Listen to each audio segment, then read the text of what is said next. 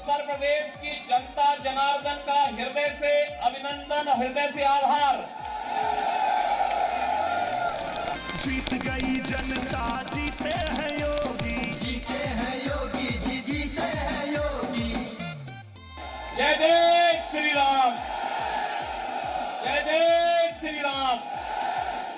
योगी फिर से आ गए, विपक्ष को पछाड़ के आ गए और छा गए हैं। सिंह सादा हार के। उत्तर प्रदेश के सीएम योगी आदित्यनाथ का ये पहला फातेह खिताब है और ये मौका योगी के लिए खास इसलिए है क्योंकि पहली बार उनकी क़यादत में बीजेपी यूपी असेंबली इंतखाब लड़ी और करीब 70% सीटें जीत गई।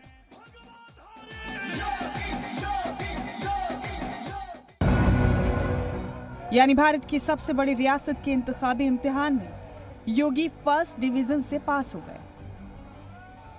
एक प्रचंड बहुमत भारतीय जनता पार्टी के राष्ट्रवाद, विकास और सुशासन के मॉडल को उत्तर प्रदेश की 25 करोड़ जनता का आशीर्वाद है और इस आशीर्वाद को हम सबको स्वीकार करते हुए आम जनमानस की आकांक्षाओं के अनुरूप सबका साथ, सबका विकास, सबका विश्वास और सबके प्रयास के इस मंत्र को अंगीकार करते हुए निरंतर आगे बढ़ाना होगा। यूपी की बड़ी जीत से योगी आदित्यनाथ ने साबित कर दिया कि उन पर पीएम मोदी और वजीर दाखिला अमित शाह का भरोसा करना बिल्कुल सही फैसला था। उत्तर प्रदेश ने देश को अनेक प्रधानमंत्री दिए,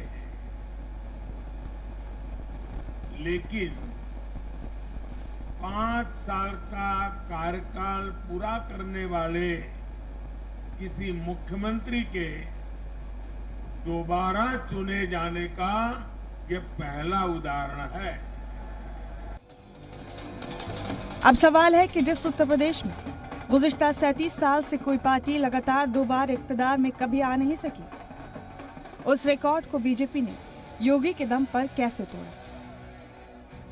इस पूरे इंतखाब में योगी आदित्यनाथ ने 200 से ज्यादा रैलियां की, यूपी के सभी अजला में गए, हिज़्ब इख्तिलाफ के हर हमले को तबाह करने का मंसूबा तैयार करने में भी उनका अहम किरदार रहा।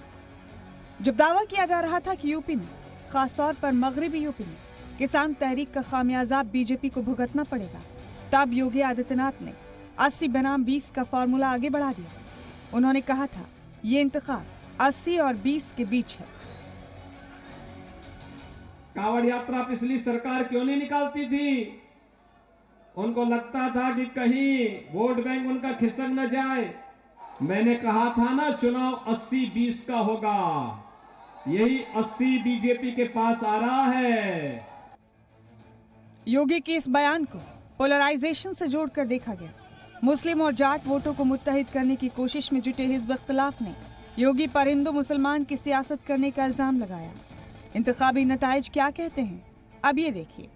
यूपी में 126 सीटें ऐसी हैं जहां मुस्लिम वोट 20% से ज्यादा हैं। इन 126 सीटों में से 73 सीटें बीजेपी के खाते में जाती दिखी, जबकि समाजवादी पार्टी और आरएलडी मिलकर भी 50 सीटों से ज्यादा आगे नहीं बढ़ सकी।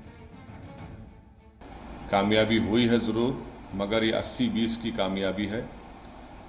हम अपना काम करते आए, पहले से करते रहेंगे। हमें ये सोचना जरूर पड़ेगा कि क्या इस देश में धर्मांधता चलेगी, जातीय विभाजन चलेगा, हिंदू मुसलमान शमशान कब्रिस्तान चलेगा, नफरत चलेगी, बंटवारा चलेगा, विषैला जहर चलेगा, या फिर इस देश में रचनात्मक राजनीति चलेगी। बुलडोजर योगी की इंतखाबी तशहीर की अलामत बन गया। इस पूरे इंतखाब को योगी आदित्यनाथ ने तरक्की, गुड गवर्नेंस, कोविड इंतजामिया, जराइम से मुक्त रियासत, हिंदुत्व और राष्ट्रवाद के एजेंडे पर लड़ा। यूपी में वोटिंग शुरू होने से ठीक पहले हिजाब तनाज़ा भी सुर्खियों में रहा। हर पार्टी ने हिजाब तनाज़े को भुनाने की कोशिश की, लेकिन बीजेपी का दावा है कि 80 बनाम 20 हो या हिजाब का मुद्दा, दोनों मुद्दे सबसे पहले हिज़्ब इख्तिलाफ ने उठाए।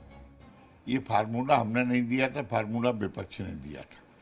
उन्होंने जिस प्रकार से अल्पसंख्यकों का, यादवों का पोलराइजेशन किया था, वो देश की राजनीति के लिए ठीक नहीं है, दुर्भाग्यपूर्ण है।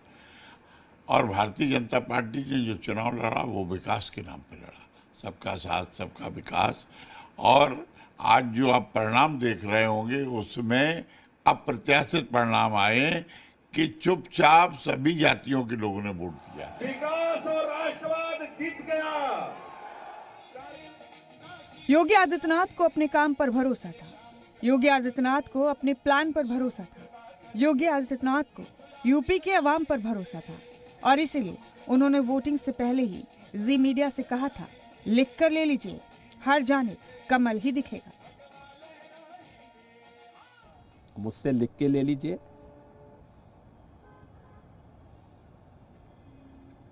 हर जगह कमल कमल कमल दिखेगा, बाकी गायब हो जाएगा। योगी की कही बात सच साबित हुई। इसके साथ ही अब योगी आदित्यनाथ लगातार दूसरी बार उत्तर प्रदेश के सीएम ओहदे का हलफ उठाएंगे। लखनऊ से विशाल पांडे के साथ ब्यूरो रिपोर्ट, जी मीडिया।